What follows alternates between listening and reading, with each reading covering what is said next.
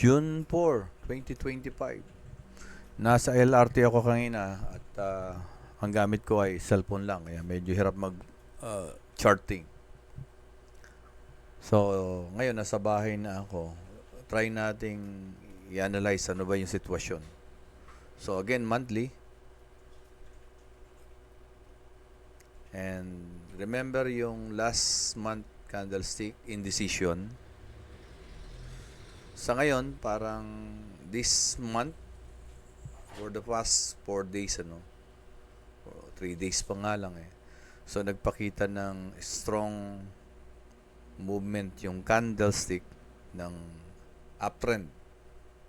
Pero today, yan, nagpapakita siya ng weak, upper weak. So, ibig sabihin ng upper weak is nagkakaroon ng rejection ang seller.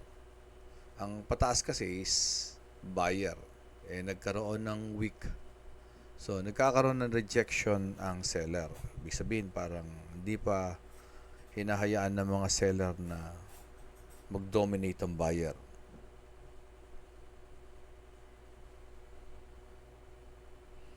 Ngayon, lagyan natin ng trend line. Asan ba yung trend line? Ayun yung trend line. Kuha tayo ng trend line. Ito, dahan-dahan kasi maraming newbies. Trend line. Ayun. Trend line. Ngayon, yung mga hindi sanay sa cellphone, meron akong ginawang video explainer na pag ang cellphone naman ang gagamit mo, gagamitin mo how to use trend line, how to use horizontal, vertical, and crosshair, and then how to change yung time frame. Pagkakuan, ibigay ko dun sa group chat ng Batch 1 Advanced Basic Course. Pero dito muna tayo. Kuha tayo ng trend line.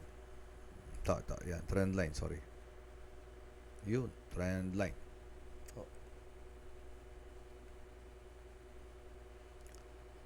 Ilagay natin yung trend line sa week na ito, sa ibabaw nito, at ibabaw nito, yung kasalukuyan.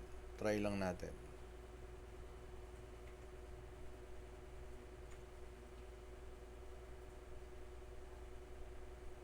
So, yun siya. And then, baba tayo ng weekly. Baba tayo ng weekly time frame. Ayun. Kasi habang bumababa yan, mas lumilinaw, mas lumilinis. Ayun. So, kung makikita nyo, hindi nakatapat yung trend line, kaya aayusin natin. Kuha ulit tayo ng trend line. Again, sa week nito, sa week nito, sa week nito. So, lumalabas. Lagpas na yung candlestick today. Yan, lagpas siya. Kaya lang, yung last week, yung candlestick ng isang week, lagpas na siya. Pero, hindi pa tapos yung isang linggo. Kaya, anything is possible. Pwede pang bumaba yan. So, kaya kailangan mapag-observe.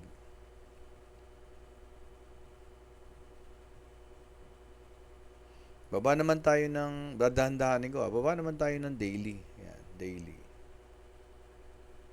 Daily. Ayun. Tapos ito, zoom out. Yan. So, malinis ang pagkakalagay ng trend line.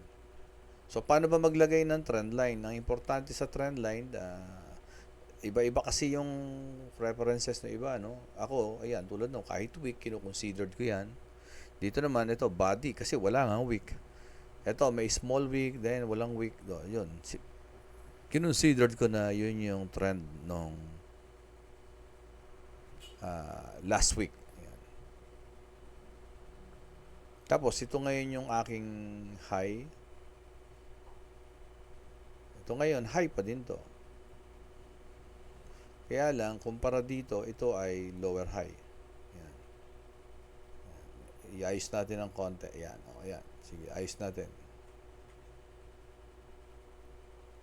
So, ulitin natin.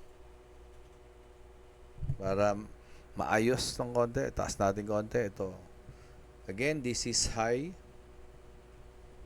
This is high. Pero pag pinagkumpara mo, ito ngayon ang lower high. Another high.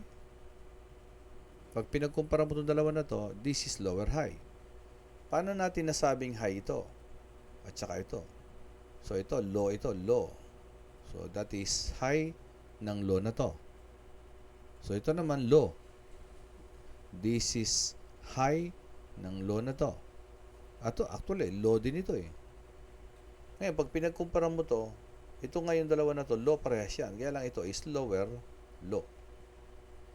Ito low rin ito. Pag pinagkumpara mo sila, lower, low.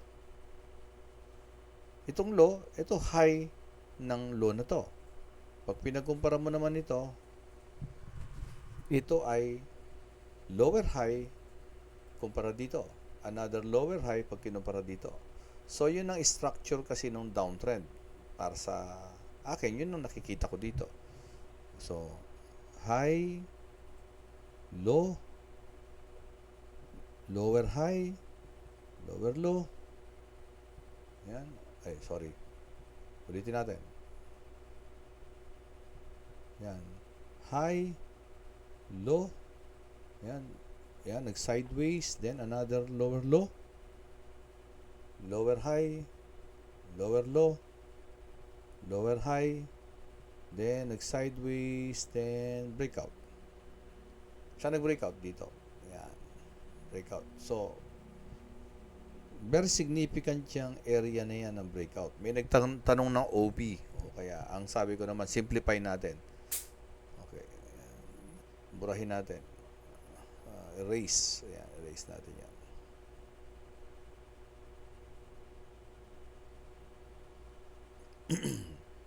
So, from daily, baba tayo ng 4 hours. Ayan, 4 hours. So, remember, dito nag-breakout, ano? Dahil yan yung trend line. Nag-breakout yan. Pero bago nag-breakout, meron tayong mapupunan na ito. Yan. Small candlestick. Ayan, no? Rejection. Gap up. Tapos, yan. Then, merong small body.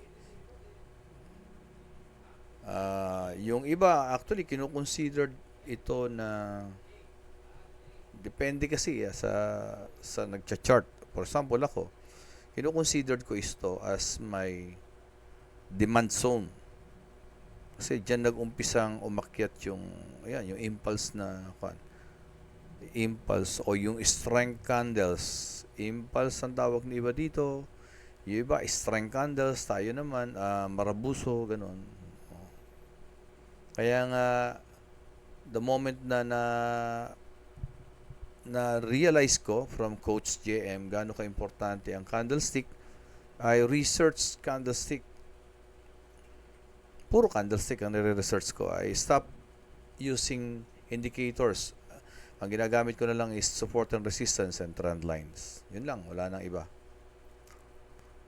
So, nung mag-breakout siya rito, yan, nakita nyo, diretso. Yan. Nag-consolidate konti, then diretso na naman. And then dito, nagkaroon ng, ayan na, pagbaba. Tapos, rejection. Hanggang nililito tayo ng market kung saan siya pupunta. Pero ako, ang inaasahan ko sa kanya is,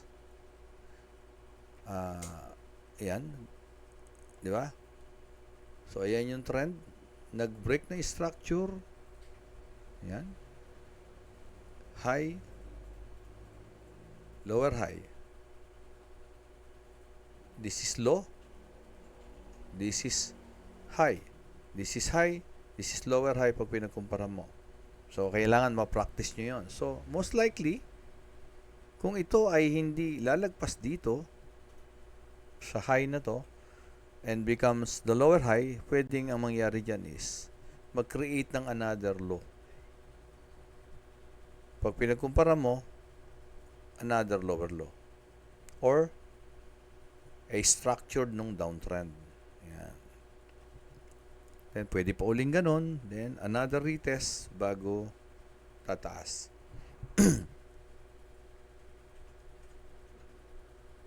At ang tingin ko, hindi bukas, maaring, ano ba bukas? 5, maaring lalaro pa siya rito. Pero, yun nga, we should be reactive.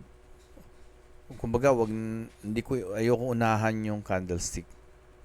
And at the same time, lahat nung sinabi ko ay just a probability. Posible. Masunod, option yon.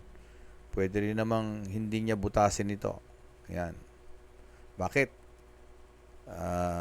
Kaya nga, babantayan natin. Bakit ko sinabing pwedeng hindi niya butasin yan? Ano? Bakit? Unang-una, may rejection na. Pangalawa, kuha tayo ng horizontal.